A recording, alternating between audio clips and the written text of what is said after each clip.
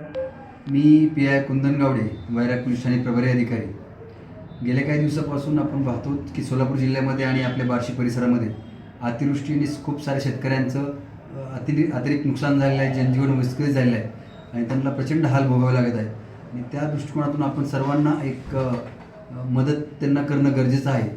त्या अनुषंगाने वैराग पोलीस स्टेशनकडून सर्वांना आवाहन करण्यात येत आहे की पूरग्रस्तांना सहकार्य करावे.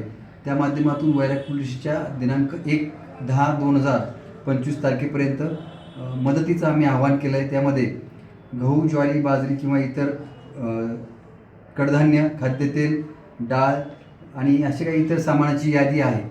जे कोणी इच्छुक असतील असे व्यक्ती त्यांनी वैराग पोलीस ठाणे या ठिकाणी दिनांक 1 तारखेपर्यंत असं सामान आणि या ठिकाणी आणून द्यायचं आहे. आणि त्यानंतर आम्ही असे किट तयार करून त्या सर्व लोकांपर्यंत आपण ही वस्तू पोहोचवणार आहोत.